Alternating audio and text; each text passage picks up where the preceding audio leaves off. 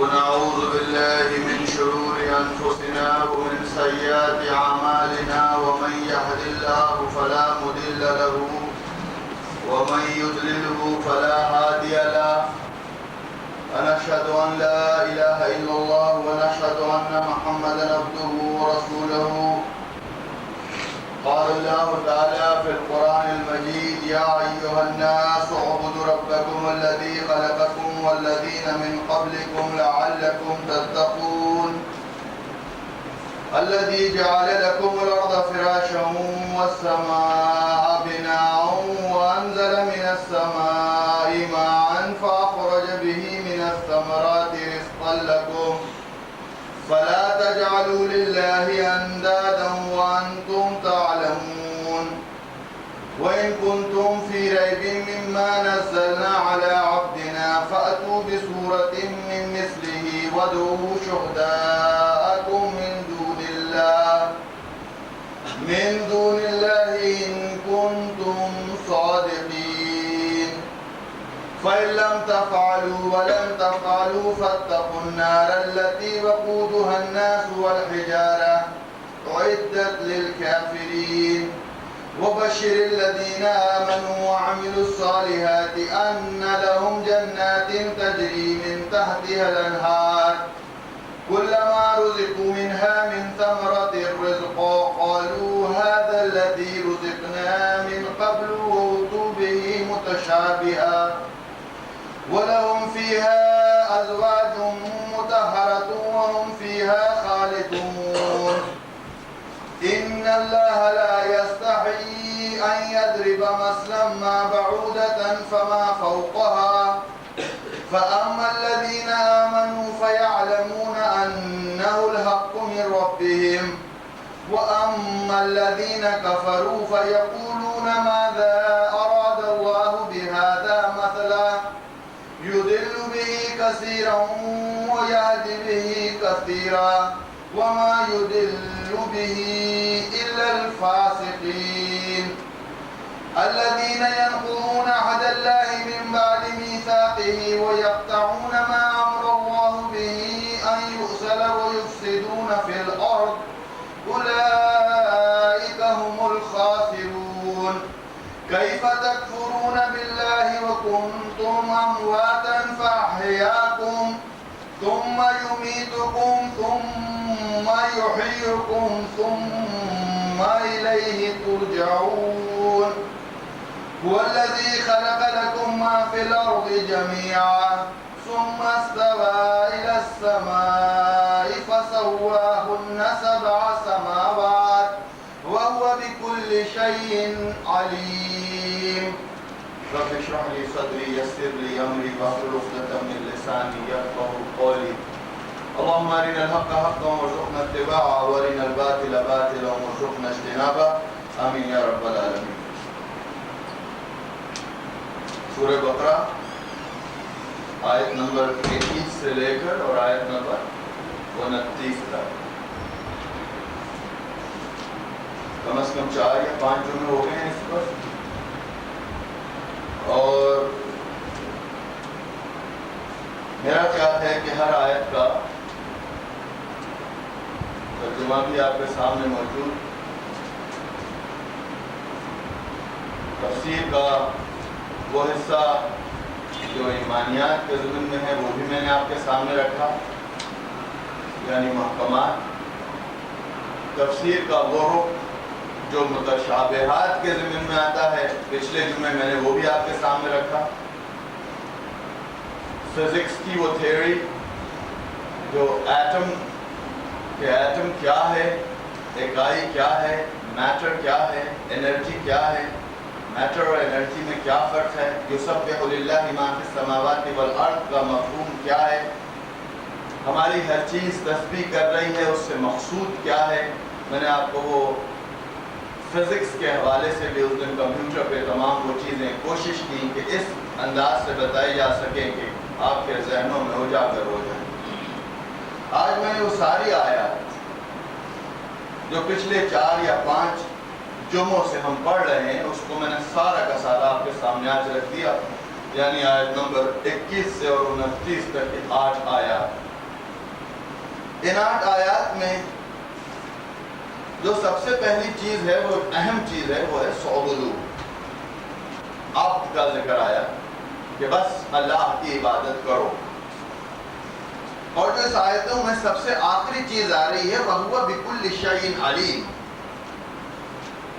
اس لیے ایسا کرنا ہے کہ اگر کہیں کسی کے پاس کوئی علم ہے تو وہ صرف رب کے پاس ہے، اور کتنا علم ہے؟ سارا کا سارا علم اس کے پاس ہے، اور کسی کے پاس علم ہے ہی نہیں. اور درمیان میں آپ دیکھیں گے تو بڑی پیاری چیزیں آ رہی ہیں.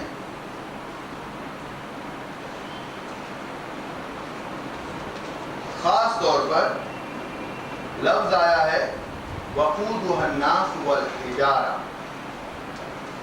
ایک ایک ہم ایکسپلینیشن اب کرتے چلیں گے. عموماً آپ دیکھتے ہیں کہ ناس اور حجارہ، اس کا ترجمہ کیا ہے جناب آپ کے پاس؟ دیکھیے ذرا.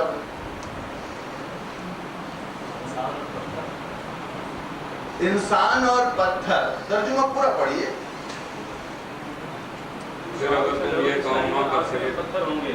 فَإِلَّمْ تَفْعَلُوا وَلَنْ تَفْعَلُوا فَاتَّقُوا النَّارَ الَّتِي وَقُودُهَا النَّاسُ وَالْحِجَارَةُ أُعِدَّتْ لِلْكَافِرِينَ.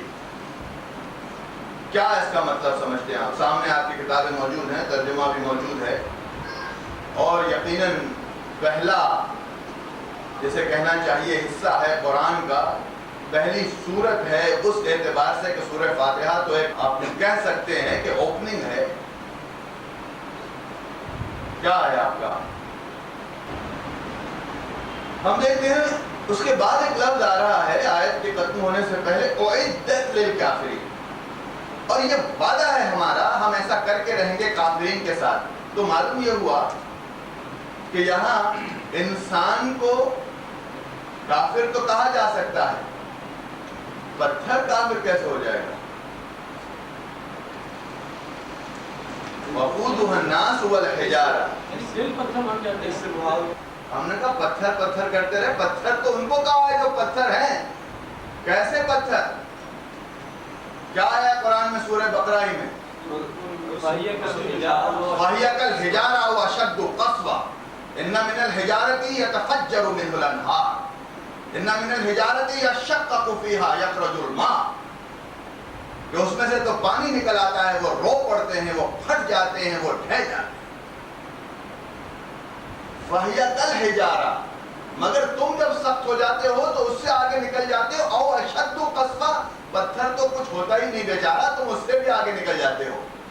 اب جو اس سے بھی آگے نکل جاتے ہیں، اسی سورہ بقرہ میں آگے آ جائے گا انشاءاللہ تعالی.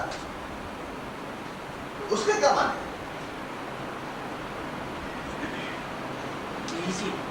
جی بے حسی تو ہے، بے حسی ہے. ضمیر ختم ہو گیا. نفس جو ہے وہ ہمارا بالکل جسے کہنا چاہیے سیلف سینٹرڈ پرسن، اس کو سوائے اپنے اور کوئی چیز نظر نہیں آتی. اپنا یا اپنے بیوی، اپنے بچے، اپنا گھر، یعنی اپنی ذات کے محور میں جسے کہنا چاہیے وہ کولو کا بیل بنا ہوا ہے. اور اس کو بھی اللہ نے آپ نے دیکھا ہوگا فرمایا ایسا اگر معاملہ ہو جائے تو اِنَّ أَمْوَالَكُمْ وَأَوْلَادَكُمْ فِتْنَةٌ. انما اموالکم واولادکم فتنہ. اور اس کے بعد صرف اتنا ہی نہیں کہا کہ وہ فتنہ، فرمایا فاحذروہم، ذرا ان سے بچو. یعنی مال سے اور اولاد سے ذرا بچو. فاحذروہم، یہ لال جھنڈی ہے تمہارے لیے. تو یہ کب ہو جاتا ہے ایسا معاملہ؟ ورنہ تو ایک طرف آپ دیکھیں تلقین آتی ہے کہ بیوی کا، بچوں کا، گھر والوں کا خیال کرو. بلکہ یوں آیا ہے کہ تمہارے نزدیک اور ہمارے نزدیک سب سے بہتر شخص وہ ہے جو اپنے گھر میں سب سے اچھا ہے. اور حضور فرماتے ہیں میں تم میں سب سے اچھا اس لیے ہوں کہ میں اپنے گھر میں تم سب سے اچھا ہوں.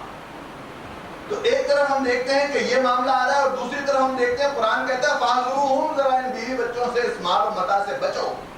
یہ جھنڈی ہے کہ تمہیں لے نہ جائے دوزخ کی آگ. یہاں بھی وہی معاملہ آ رہا ہے. ابھی اس کو آگے پڑھیں گے. ایک اور چیز ہم یہاں دیکھتے ہیں،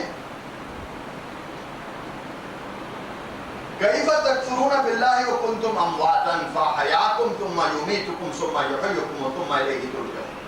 کیف تکفرون باللہ، اپنے اس رب کو کیسے جھٹلاؤ گے؟ امواتا، کہ تم مرے ہوئے تھے تمہیں زندگی بخشی، تم مرے ہوئے تھے تمہیں زندگی بخشی. تو اب دیکھنا یہ ہے کہ زندگی کے بعد موت تو سمجھ میں آتی ہے، مرے ہوئے کے بعد زندگی کا کانسیپٹ کیا ہے، کس طرح ہونا چاہیے. اور آئیے صاحب آگے، وہ بشر الذین آمنوا وعملوا الصالحات ان لهم جنات تجری، اور وہ لوگ ان کو بشارت دے دیجئے، ایسے لوگوں کو بشارت دے دیجئے کہ جنہوں نے نیک کام کیے. آمنو، اب یہاں پر دو چیزیں ہیں، وہ عملوا الصالحات، جب ایمان لے آیا تو عملوا الصالحات کسے کہیں گے؟ پھر اگر عملوا الصالحات ایمان کا نتیجہ ہے تو پھر ایمان کی کیا ضرورت ہے؟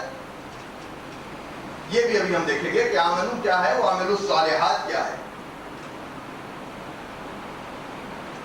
پھر ہم یہاں دیکھتے ہیں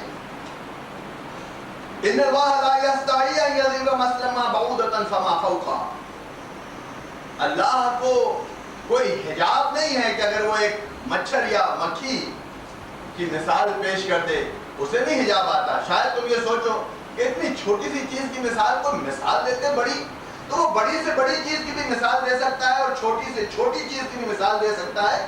اصل چیز چھوٹی اور بڑی نہیں ہے، اصل چیز تو چیلنج ہے.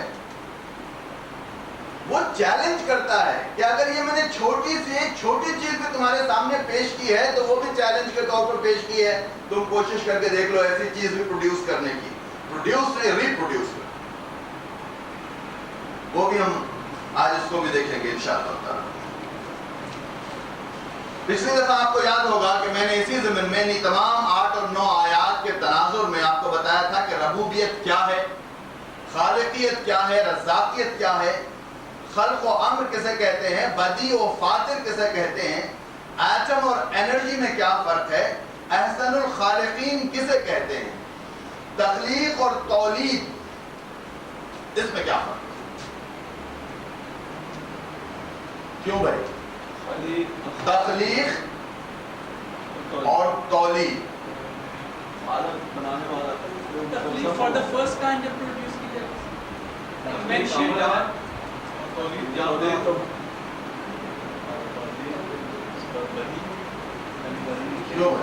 جی جناب. پروڈکشن اینڈ ریپروڈکشن، تخلیق ہی جو عدم سے وجود میں آتا ہے، تولید کوئی چیز میں سے اس کا وجود نکلتا ہے. یاد ہوگا آپ کو میں نے پہلے بتایا تھا کہ امر اور خلق. امر کہتے ہیں کہ بغیر کسی چیز کے کوئی چیز بننے کے لیے اس کی ڈیزائننگ کرنا، ڈیزائنر، سوچ، تدبیر، اس کی ایسی چیز بنانے کے لیے پہلے سے اس کی کوئی چیز ذہن میں بنا لینا، اس کی ڈرائنگ کرنا. مصور، اللہ خالق الباری المصور له الاسماء الحسنى. میں نے بتایا تھا پہلے وہ مصور ہے، باری ہے، خالق ہے. پہلے اس چیز کو سوچتا ہے، پھر اس کو فیشن کرتا ہے، پھر اس کے بعد پروڈیوس کر دیتا ہے. مگر تخلیق کے بعد کا جو مرحلہ ہے تولید، وہ اس سے پاک ہے. اللہ احد، اللہ الصمد، لم یلد ولم یولد ولم یکن له کفوا احد. تولید کا معاملہ وہاں نہیں ہے. انسان میں بھی دو چیزیں اللہ نے رکھ دی، تخلیق بھی تولید بھی. اگر انسان تخلیق کے مراحل میں نہیں آتا ہے، صرف تولیدی مراحل میں رہتا ہے تو وہ جانور سے زیادہ نہیں ہوتا. وَهُوَ بَالْأَنْعَامِ لفظ آیا، بلکہ وہ جانوروں سے بھی بدتر ہو جاتا ہے، اس لیے کہ ان کے پاس تخلیقی مراحل ہے ہی نہیں. اس لیے اپنے آپ کو کیا کہتا ہے؟ احسن الخالقین، میں سب سے بہترین خالق. اور بھی ہیں جو اس میں خلقت کر سکتے ہیں، کسی چیز سے کسی چیز کو بنا سکتے ہیں، مگر سب سے بہترین احسن الخالقین تو وہ میں. مگر انسان کو اس بات کی اجازت دی ہے، وہ سخر الشمس والقمر، وہ چاہے تو زمین و آسمان اور سورج اور چاند کو مسخر کرے اور ان میں سے جیسی چیزیں چاہے اپنائے اور بنائے، اور ان کو مسخر کرنے کے لیے تمام چیزوں کی جو ضروریات ہے اس کو پورا کرے. جیسے آپ نے دیکھا تھا کہ لا تنفذوا، نہیں نکل سکتے الا بسلطان. ہاں اگر تم بنا دو سلطان تو تم اس کے ذریعے سے زمین و آسمان کی اقطار سے باہر نکل سکتے. تو وہ بنانے کی جو چیز ہے وہ تخلیقی مراحل ہیں، وہ تخلیق کہلاتی ہے، تولید اور تخلیق. پھر وہ بے خبر نہیں ہے. وَمَا كُنَّا عَنِ الْخَلْقِ غَافِلِينَ، فرمایا ہم نے خلق کرنے کے بعد ہم غافل نہیں ہو گئے، ہم نے اس کا باقاعدہ انتظام کیا. وَاللَّهُ بِمَا تَعْمَلُونَ بَصِيرٌ، اور وہ دیکھ رہا ہے، اس کو معلوم ہے کہ کس طرح پوری اس کائنات کو چلانا ہے. اس نے اس کو بنا کر رہی، رام کی کوئی لیلا نہیں ہے کہ ایک بن گئی کوئی چیز دوڑکا دی گئی ہے وہ چلتی جا رہی ہے، جب رک جائے گی تو ساری زندگی ختم. بلکہ اس کا بنانے والا باخبر، ہوشیار، omnipotent, omniscient, omnipresent. هو الاول والآخر والظاہر والباطن وهو بكل شيء علیم وهو على كل شيء قدیر. تمام قادر مطلق، تمام کا تمام علم جاننے والا، اس نے یہ تمام چیزیں بنائی. اب آگے آئیے صاحب، اسی میں ہم دیکھتے ہیں، یہ آیات سامنے رکھیے ذرا تاکہ آپ کو ذرا اندازہ رہے.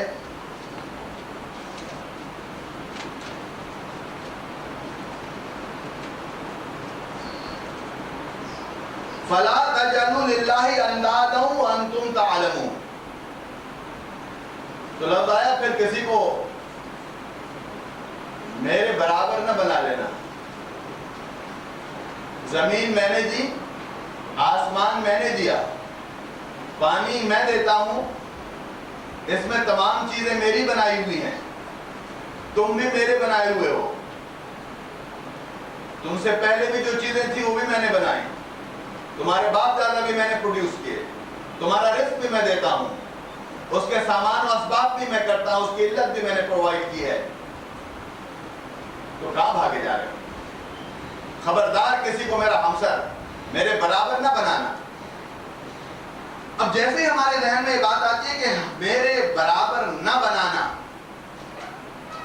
تو ہمارے نزدیک شرک کا ایک کانسیپٹ سامنے آ جاتا ہے کہ اللہ سبحانہ تعالیٰ یہ فرما رہے ہیں کہ شرک نہ کرنا. اور یقیناً یہ کانسیپٹ ہے. سورہ لقمان میں ہم دیکھتے ہیں یہی چیز اپنے بیٹے کو فرما رہے ہیں، یا بنی لا تشرک باللہ ان الشرک لظلم عظیم، کہ بیٹا بس شرک نہ کرنا، یہ سب سے بڑا ظلم ہے، ظلم عظیم ہے کہ کسی چیز کو اپنی جگہ سے ہٹا کر پھینک دینا، یہ ظلم ہے. تو اللہ کو بھی جہاں اس کی جگہ ہے وہیں رکھنا. ما قدر اللہ حق قدرہ ان اللہ قوی عزیز. کاش کہ تم نے اس کی قدر جانی ہوتی، اس کو ایویلیویٹ کر کے دیکھتے. تم نے اس کی ویلیو نہ جانی. اب اگر ہم اس کو سامنے رکھتے ہیں تمام چیزوں کو، تو جب بات آ جاتی ہے سامنے، فرمایا یہ سب تم کو دیا، تو تم کسی کو ہمارا ساتھی نہ بنانا، ہمارے برابر نہ کھڑا کر دینا. فَلَا تَجْعَلُوا لِلَّهِ أَنْدَادًا وَأَنْتُمْ تَعْلَمُونَ. ند کہتے ہیں کسی کو کسی کے ساتھ، کسی کو کسی کے برابر، یا کسی کے حکم کو ایسا ہی ماننا جیسے اللہ کے حکم کو مانتے ہیں. کیا چیز ذہن میں آتی ہے؟ کیا معنی ہو سکتے ہیں؟ عموماً ہمارا معاملہ یہ ہے کہ ہم یہ کہتے ہیں کہ اس کی صفات یا وہ باتیں جو سوائے اس کے کسی کو سزاوار نہیں، اگر ہم ایسا کرتے ہیں تو وہ ہم شرک کرتے ہیں، یا اس کے انداز جسے کہنا چاہیے ند بنا دیتے ہیں. مگر اس میں ایک عجیب چیز میں نے دیکھی، ویسا ہی معاملہ آ جاتا ہے کہ مچھر چھاننے لگتے ہیں پھر ہم، اور اونٹ کھا جاتے ہیں. اندازوں میں سب سے پہلی چیز ہم دیکھتے ہیں جو چیز آتی ہے کہ پوری زمین اللہ سبحانہ تعالیٰ فرماتے ہیں کہ میری ہے، الہ الارض. سب سے پہلے فرماتے ہیں جو زمین ہے یہ ساری میری ہے، اللہ کی زمین، لہذا اللہ کی زمین پر اللہ کی حکومت، اور کسی کی حکومت نہیں ہو سکتی. اب ذرا تھوڑا سا پیچھے چلیے، دور ملوکیت جسے آپ کہتے ہیں، دور ملوکیت میں ذرا ہم جاتے ہیں پیچھے تو ہم فرعون کو سامنے رکھتے ہیں، اس کی بادشاہت کو سامنے رکھتے ہیں. قرآن بڑی شد و مت سے اسٹیٹمنٹ دیتا ہے فرعون کی طرف سے، یا قومی، فرعون اپنی قوم سے کہہ رہا ہے یا قومی اے میری قوم الیس لی ملک مصر یہ مصر کا میں خدا ہوں کہ نہیں ہوں وہذہ الانہار اور یہ جو نہریں بہ رہی ہیں اس کا کون خدا ہے اس کا بھی میں خدا ہوں تجری من تحتی جو تمہارے اور میرے پیروں کے نیچے جو نہریں بہ رہی ہیں اس کا خدا کون ہے اس ملک کا خدا کون ہے میں ہوں افلا تبصرون کیا تم اندھے ہو گئے دیکھو تو صحیح کس کے ہاتھ میں ہے سب میرے ہاتھ میں اللہ نے یہاں تک بھی کہا اذهب الى فرعون انه طغى موسیٰ ذرا جاؤ اس کے پاس کمبخت بڑا باغی ہو گیا ہے تو اس نے کس چیز کا ذکر کیا اس نے کہا یہ زمین میری ہے یہ دریا میرے ہیں یہ جو نہریں بہ رہی ہے میری ہے تمہاری مت ماری گئی ہے تم دیکھ رہے ہو سب میری ہے میں یہاں کا بڑا ہوں تم انا ربکم الاعلی لہذا میں یہاں کا رب ہوں سب سے بڑا اور میری پیروی کرو جیسے میں کہوں ویسا کرو اقبال نے کہا تھا طائر لاہوتی اس رزق سے موت اچھی جس رزق سے آتی ہو پرواز میں کوتاہی محکوم کے محکوم بنتے ہو بڑی بیوٹیفل بات یہی ہے عبد کی بات بس اتنی سمجھ میں آتی ہے اگر عبد کوئی اپنے آپ کو عبد بنا لے اللہ کا غلام تو وہ حر ہو جاتا ہے اگر صرف کوئی اللہ کا غلام بن جائے تو آزاد ہو جاتا ہے تمام چیزوں سے وہ کسی کا غلام نہیں رہتا پھر باقی اس سے بڑھ کر کوئی خوش نصیبی ہو ہی نہیں سکتا جس دن وہ کہتا ہے میں اللہ کا غلام ہوں تو سمجھیے ساری غلامی سے نجات وہ بڑی بڑی جگہوں سے ایسے جاتا ہے کیونکہ آپ نے ذرا سا اگر میں تو صرف موازنے کے طور پر کہہ رہا ہوں ہو سکتا ہے کہ آپ کو برا لگے دیکھا ہوگا گاؤں میں اور دوسری جگہوں میں اگر کوئی گائے اور بیل بھی چھوڑ دیتے ہیں کہہ کر کے فلانے صاحب کا بوکڑ ان کے نام پر یہ چھوڑ دیا گیا ہے تو وہ بیل ساری کھیتیاں کھاتا پھرتا ہے کوئی اس کو ہاتھ نہیں لگاتا کہ وہ بیل چھوڑ دیا گیا ہے اس فلانے کے نام پر اگر فلانے کے نام پر وہ گائے اور بیل چھوڑ دینے سے اس بیل کا بال بھی کا نہیں ہوتا اللہ کے نام پر کوئی بندہ چھوڑ دیا جائے اس کا بال کیسے بکا ہو سکتا ہے مگر ہم ساروں کے غلام اس کے غلام بننے کو تیار نہیں اس کی سمجھ ہی نہیں آتا ہمارے وہ بات ہی سمجھ میں نہیں آتی جس دن یہ بات سمجھ میں آ گئی کہ عبد کسے کہتے ہیں تو فرمایا سُعْبُدُوا رَبَّكُمُ الَّذِي خَلَقَكُمْ وَالَّذِينَ مِن قَبْلِكُمْ لَعَلَّكُمْ تَتَّقُونَ اس لیے کہ تم کو ہم نے اور تمہارے جو پچھلے ہیں سب کو ہم نے پیدا کیا ہے لَعَلَّكُمْ تَتَّقُونَ تو کہاں بھٹک گئے ہو واپس آؤ اور اپنی اس حیثیت کو پہچانو اس پیار کو اس محبت کو اور اس زندگی کی حقیقت کو سمجھو عجیب ایک قصہ یاد آیا ابھی اسی پر ایران میں جب حضرت عمر نے بھیجا اپنا ایلچی کہ جاؤ ذرا دیکھو تو صحیح اور سمجھاؤ وہاں جا کر کہ اللہ کی حکومت اور اللہ کی بندگی کرو ایک آدمی جا رہا ہے خالی ایک آدمی اب کی شان یہاں سمجھ میں آتی ہے اور وہ تمام چیزیں اس کا تناظر سامنے رکھ کر دیکھیے تو ایک دھوتی یا ایک تہبند یا ایک لنگی باندھا ہوا ہے اور ایک بنیان اوپر پہنا ہوا ہے سواری کے لیے صرف گدھا ہے اوزار یا ہتھیار آپ کہیں تو صرف تلوار ہے میان نہیں ہے تو بنیان کی پھوسڑ جو ہے اس میں گھسڑی کی تلوار اور سامنے لگائی ہوئی رسی سے باندھی ہوئی اور جا رہے ہیں ایران کے بادشاہ سے کہنے کہ ایران کے بادشاہ سدھر جاؤ یا تم اسلام میں آ جاؤ ہمارے بھائی بن جاؤ یا تم چھوٹے بن کر رہو اور ہمیں جزیہ دو اور نہیں تو ہم سے لڑائی کے لیے تیار ہو جاؤ یہ اکیلے جا رہے ہیں گدھے پر بیٹھ کر اور ایران کی حکومت امریکہ سے کوئی کم نہیں تھی اس وقت قیصر و روم دو ہی حکومتیں تھیں جیسے رشیا اور امریکہ کہلا سکتی ہیں ایک آدمی اس حلیے کا جا رہا ہے اور وہاں جب ان کو پتا چلا کہ عمر کا ایلچی آ رہا ہے تو انہوں نے کہا کم از کم 2 لاکھ فوجی کھڑا کرو دونوں طرف قطار در قطار اور تلواریں ایسی لگاؤ اور قالین بچھاؤ تاکہ اس کے اوپر سے جب وہ چل کر آئے تو اسے پتا چلے کہ ہمارے پاس آ رہا ہے کیا کہنا چاہتا ہے وہیں سے سمجھ میں آ جائے گا اس کے کہ کس ملک میں داخل ہو رہا ہے اور جب وہ داخل ہوئے ہیں وہاں پر تو جیسے ہی گدھا اس قالین پر چڑھا تو گدھا ذرا پھسلا تو آپ نے تلوار نکالی اور قالین کاٹ کے کہا اس سے تو اللہ کی زمین بہتر ہے کہ میرا گدھا بغیر کسی پریشانی کے چل رہا تھا اور سیدھے لے جا کر گدھا بادشاہ کی تخت سے باندھ دیا آپ سوچ نہیں سکتے, یہ قصہ لگ رہا ہوگا آپ کو. بادشاہ کی تخت تو چھوڑیں, آپ یہاں پہ ڈپٹی کمشنر کے پاس اپنی گاڑی لے جا کر کھڑا تو کریں ذرا اس کے آفس کے اندر, پھر دیکھیے ذرا آپ کا معاملہ کیا ہوتا ہے. کیا خیال ہے, لوگوں نے روکا نہیں ہوگا کیا؟ بادشاہ کے اطراف کیا اس کے حفاظتی چوکیدار نہیں ہوں گے کہ یہ گدا لے جا کر اس کے تخت سے باندھ رہے ہیں؟ صرف بتا یہ رہا ہوں کہ وہ جو حر مجاہد تھا جب وہاں سے چلا تو لوگوں کی ہمت نہ ہوئی اس کے قریب آنے کی, ایسے کھڑے ہوئے تھے.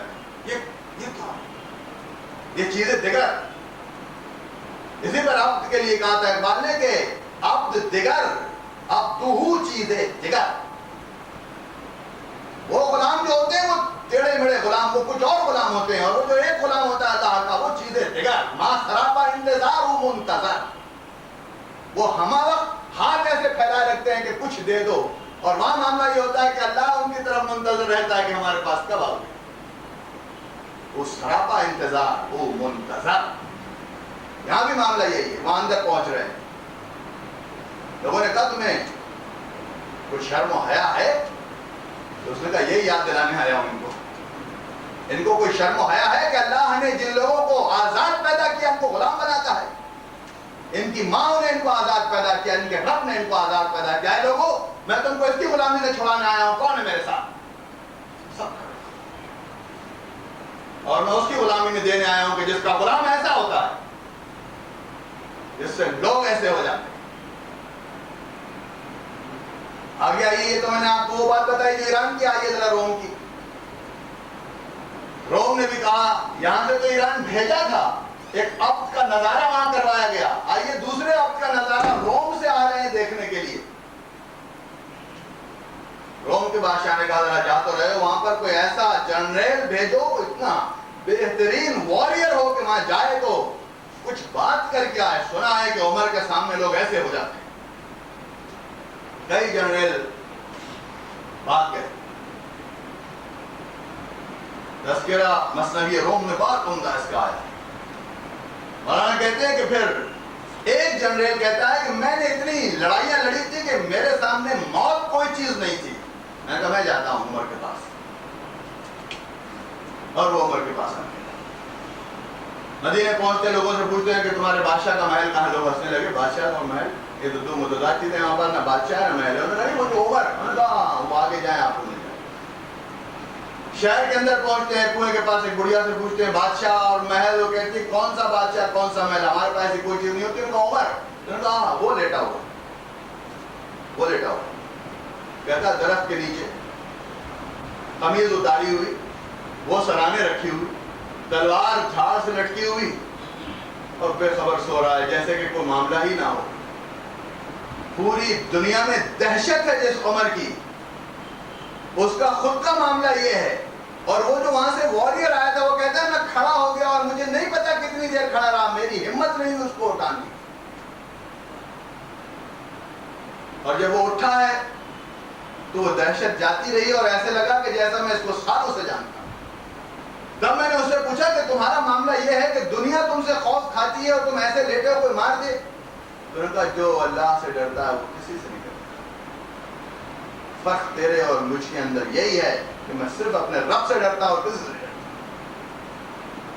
بندے میں یہ فرق ہو جاتا ہے. عبد, اس کو عبد کہتے ہیں.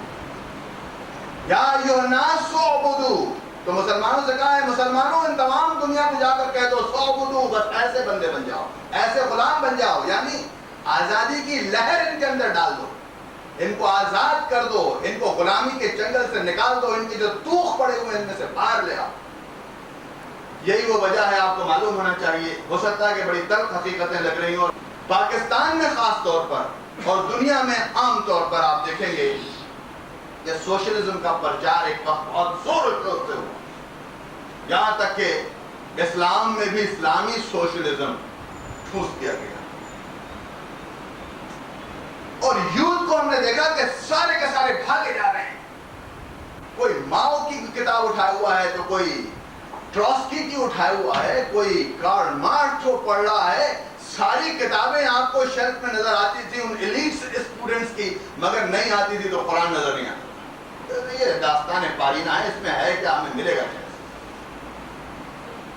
کاش کہ وہ رمز کو آشکار کرتا ان کے سامنے, کاش کہ ان کو وہ بات بتاتا کہ اگر ساری قرآن میں سے خالی آپ تو لے لو اور خود بھی آپ بن جاؤ اور پوری دنیا کو آپ بنا دو تو بس کافی ہے, یہی کافی ہے. یہ بھی نہیں ہو سکتا. وہ جو معاملہ تھا سوشلزم, کمیونزم, اشتراکیت, عجیب چیز ہے. 60s کی بات بتا رہا ہوں آپ کو, کچھ لوگ تو پہلے سن چکے ہیں مگر جو لوگ نہیں جانتے ان کو صرف اعادے کے طور پر بتا رہا ہوں. 1960 کی دہائی, اس سے پہلے امریکہ میں ڈالر پر یہ نہیں لکھا ہوا تھا ان گاڈ وی ٹرسٹ. اسی طرح اسی دہائی سے پہلے رشیا میں بھی اس چیز کا کوئی پرچار نہیں تھا کہ اس زمین پر کوئی خدا نہیں رہتا. اس کو بڑا جسے کہنا چاہیے کہ توڑ اور موڑ کے پیش کیا گیا. یہاں تک کہ آپ کو معلوم ہے کہ جب پاکستان بنا تھا تو اس وقت بھی جو سب سے بڑی غلطی کی تھی وہ یہی کی تھی کہ امریکہ سے دوستی کی تھی اور رشیا کو ڈینائی کر دیا تھا.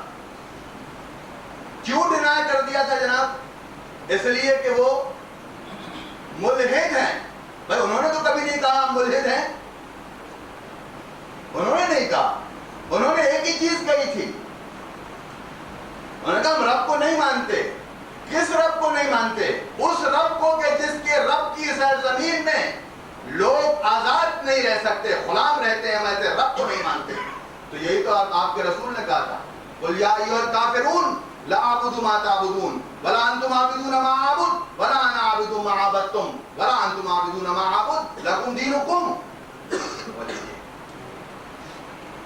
جس نظام کو تم مانتے ہو اس نظام کو میں نہیں مانتا, اور جس نظام کو میں مانتا ہوں اس کو تم کبھی نہیں مانو گے. تم کو تمہارا سسٹم اور مجھ کو میرا سسٹم مبارک. دیکھ لیں گے اللہ کے پاس. اس وقت بھی اللہ کو سب مانتے تھے, صرف سسٹم کی نفی تھی. تو سسٹم کی نفی تو رسول نے بھی کی ہے. یہی وہ چیز تھی رشیا نے نفی کر دی کہ اگر ایسا خدا ہے تو ہم اس زمین پر اس خدا کو آنے نہیں دیں گے. اپنی لکھ کے لگا دیا there is no God on this land. تو امریکہ نے فوراً اپنے ڈالر پہ لکھ دیا we trust in God. That is the God they trust. The dollar, the capitalism. آج ہی میں بتا رہا تھا ڈیموکریسی ہے. What kind of a democracy it is?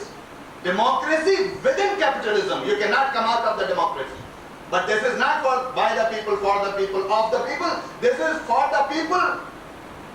The only people. They can capture you. They can make you slave out of you. Ghulam بنانے والے people. اور اسی چیز کے لیے رسول کو بھیجا تھا. اور یہی وہ چیز تھی کہ قریش نے کھڑے ہو کر کہا تھا عجیب تیرا رب ہے محمد صلی اللہ علیہ وسلم. اگر اس کو کسی کو رسول بنانا ہی تھا تو ہمیں بناتا. ہم سرداروں میں سے ہیں, قبیلوں کے سردار ہیں, ثروت و حشمت ہمارے پاس ہے. یہ کیسا اللہ ہے تمہارا غریب و یتیم مسکین. ابھی بات تھی. اچھا ٹھیک ہے چلو مان لیتے ہیں, ہو سکتا ہے تمہارے اندر کچھ اور اچھائیاں ہوں گی, تو ٹھیک ہے اللہ سے جو تمہارا رب ہے اس سے کہو کہ پھر کوئی سونے کا پہاڑ تمہارے لیے اتارے, کوئی ذرائع ایسے نکال دے کہ لگے کہ جا تمہارے پاس بھی کوئی چیز ہے دیگر تم ہو. جواب آیا محمد سرنگ کھودو, آسمان میں سیڑھی لگاؤ, کچھ بھی نہیں ملے گا, کچھ بھی نہیں ملے گا. ان سب چیزوں سے گزرنا ہوگا. یہ تمام مشکلات تمہاری راہ میں آئیں گی. اگر تم جسٹ سسٹم کو نافذ کرنا چاہتے ہو تو اس تمام سسٹم کو اکھیڑ پھینکنا ہوگا. اور جب تک کہ تم ایسا نہیں کرتے سسٹم چینج نہیں ہو سکتا. ذرا اور آگے آئیے. میں نہیں بتایا کہ فرعون نے کیا کہا تھا, الیس لی ملک مصر, میں خدا ہوں کہ نہیں اس مصر کا, اس جگہ کا, اس زمین کا, اس پانی کا, اس نہر کا. اور آپ کو معلوم ہے آگے چل کر یہ بھی کہا تھا کہ موت کا اور حیات کا, جس کو چاہوں مروا دوں, جس کو چاہوں چھوڑ دوں. آج ملک کا وہ تصور نہیں, ملوکیت کا تصور بادشاہت سے ختم ہو گیا. اب ملوکیت کے بجائے کیا آ گیا؟ اسٹیٹ. ملوکیت کے بجائے اب اسٹیٹ آ گئی. اسٹیٹ کو ذرا اس طرح سمجھ لیجئے, محمود غزنوی سومناتھ فتح کرنے گیا تھا تو جب سومناتھ کے مندر میں گیا تو اس نے دیکھا کہ کیا چیز ہے, کچھ سمجھ میں نہیں آتا, سونے کی کچھ مورتیاں تو نظر آتی ہیں, ایسی اس میں کون سی چیز ہے کہ جو لوگ اس قدر خوف زدہ, اس قدر ڈرے ہوئے ہوتے ہیں کہ اپنی سب چیزیں لا کر رکھ دیتے ہیں. تو لوگوں نے کہا اصل میں جو مورتی ہے یہ ایسے کہتی ہے اور یوں کہتی ہے اور یوں کہتی ہے. تو انہوں نے کہا کہ پردے کے پیچھے کیا ہے؟ پردے کے پیچھے کچھ نہیں ہے, مگر خبردار ہاتھ نہیں لگانا, مر جاؤ گے اگر ہاتھ لگاؤ گے تو, اس لیے کہ خدا کا گھر ہے. اس نے تلوار اٹھائی اور پردے کو چاک کیا تو دیکھا پیچھے سارے بیٹھے ہوئے جو وہاں سے وہ سب کھلا رہے اور پلا رہے اور کھا رہے, بلڈ سکرز آف دا نیشن, خون چوس رہے ہیں لوگ. میں نے بتایا تھا کہ ملوکیت کے بھی پھر کئی دور آئے. پہلے وہ دور رہا, اس کے بعد اسٹیج کا کانسیپٹ آیا اور سیاست کا دور رہا. ایک آخری دور ہے جو اب مر رہا ہے, دم توڑ رہا ہے, وہ مذہبی پیشوائیت کا دور. وہ بھی دم توڑ رہا ہے, ختم ہو چکا. مگر افسوس کے ساتھ یہ کہنا پڑتا ہے کہ انہوں نے مذہبی پیشوائیت کو ختم کروا دیا. لوگ سمجھ رہے ہیں شاید اسلام ختم ہو جائے گا اس کے ساتھ. لوگوں کو نہیں معلوم یہ جب ختم ہوں گے تو اسلام وہاں سے شروع ہوگا. یہ جب ختم ہو جائیں گے, بلکہ اگر یہ ختم نہیں ہوں گے تو آپ کو ختم کرنا ہوگا. اگر آپ ان کو ختم نہیں کریں گے تو آپ سمجھیے کہ ایک کینسرس سوسائٹی تو ڈیولپ ہو سکتی ہے, مگر clean and healthy atmosphere you can not create with this atmosphere. وہ آخری حربہ ہے لوگوں کے اندر مذہب کی بات کر کے ان کو پھر لوٹ لینا اور پھر وہی کھڑا کر دینا کپڑے اتار کے ان کے, چاہے وہ ٹیکس کے ذریعے سے لوٹے, چاہے وہ مال اور متا اور رشوت کے ذریعے سے لوٹے. مگر ایک چیز مستحضر ہے کہ ہاتھ ہو کے وہ ایسے ہی رہے, اور اسلام میں ہاتھ ایسے نہیں ہوتا, ایسے ہوتا. فَأَمَّا مَنْ أَعْطَى وَاتَّقَى وَصَدَّقَ بِالْحُسْنَى فَسَنُيَسِّرُهُ لِلْيُسْرَى. فرمایا دیکھو اپنے ابو بکر کو کیسے دیتا ہے, اور دیکھو اس کا تقویٰ کیسے پھر میرے قریب رہتا ہے, اور دیکھو اس کی صدیقیت کہ کیسے لپکتا ہے.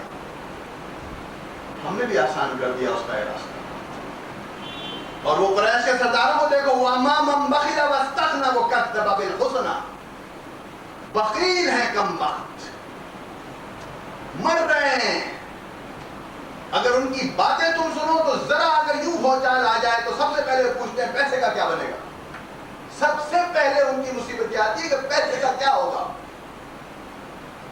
زمین نکل جاتی ہے ان کے نیچے سے. ایک چیخ اگر آئی سورہ یاسین میں تو بس پھیل کے رہ جاتے ہیں, سمجھتے ہیں ہمارا ویسٹڈ انٹرسٹ چلا جائے. وہ سب کیوں ہوتا ہے کہ ہر چیز کو اپنا ایسٹ سمجھنے لگتے ہیں. اگر ایسٹ کے بجائے اس کو لائبلٹی سمجھتے, اکاؤنٹیبلٹی سمجھتے, مالک یوم الدین, لین اور دین والے دن کے لیے آپ کو یہ یاد رہتا کہ ہمیں سب کا حساب دینا ہے, تو وہ مما رزقناہم ينفقون. تو آپ کہتے ہیں میرا تو کچھ ہے ہی, یہ امانت چند روزہ نزد ماں, در حقیقت مالک ہر شے خدا, یہ سب کچھ ہے مگر ہے سب اس کا. وہ بھی اس کا, مال بھی اس کا, اولاد بھی اس کی, میں بھی اس کا. انا للہ و انا الیہ راجعون. اور جب چاہے وہ حساب کرے اور میں رجوع کرنے والا ہوں سے. یہ معاملہ نہیں ہوتا. اور آگے آئیے, اب اللہ سبحانہ تعالیٰ فرماتے ہیں یا ایھا الناس کلوا مما فی الارض حلالا طیبا ولا تتبعوا خطوات الشیطان.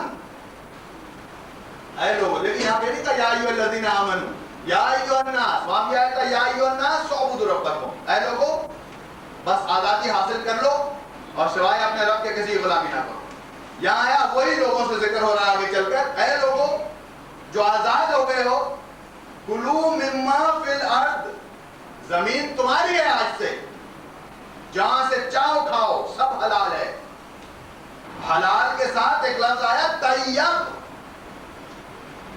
جسٹ عدل، انصاف، کسی کو غلام نہ بنانا، کھانے پینے میں تمام چیزوں کے لیے سب کا برابر کا رزق ہے۔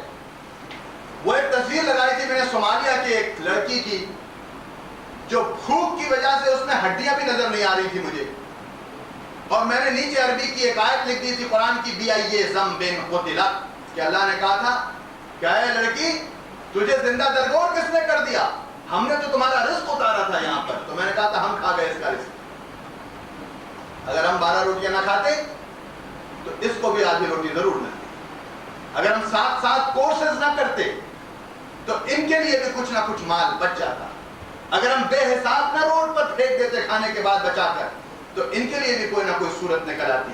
ہمیں اس سے کوئی قرض نہیں، ہم اتنا سا کھانے کے لیے اتنا پکاتے ہیں اور اتنے کو بھی ہم پھر پھینک دیتے۔ رزق کی تقسیم اللہ نہیں کرتا، رزق کی تقسیم ہم کرتے ہیں۔ رزق اللہ پیدا کرتا ہے زمین میں، اور تقسیم کے لیے آپ کو خاص طور پر مسلمان کو، اور مسلمان میں سے بھی اس شخص کو کہ جو خلیفۃ اللہ۔ چنانچہ آپ نے دیکھا ہوگا کہ عمر رضی اللہ تعالیٰ عنہ جیسے ہی خلافت دیتے ہیں کہتے ہیں کہ اگر میری خلافت میں ایک کتا بھوکا مر گیا تو میں اللہ سبحانہ و تعالیٰ کے سامنے جواب دہ ہوں گا۔ وہ مجھ سے پوچھیں گے عمر تیری خلافت تھی اور یہ کتا بھوکا کیسے مر گیا؟ انسان نہیں، کتا خالی۔ اور انسان بھوکے مر جائیں اور مسلمان زندہ بھی رہے، یا مسلمان مرد یا قرآن بھی مرد۔ اقبال نے کہا تھا یہ ہو ہی نہیں سکتا۔ رخت سوزے سینہ تاتار و کرد، وہ جو ایک سوز تھا وہ کرد اور تاتار کے دلوں میں کہ وہ اسلام کے لیے کام کرتے تھے، کیا ہو گیا؟ یا مسلمان مرد یا قرآن بھی مرد، یا مسلمان مر گیا ہوگا یا قرآن مر گیا۔ قرآن تو نہیں مرا۔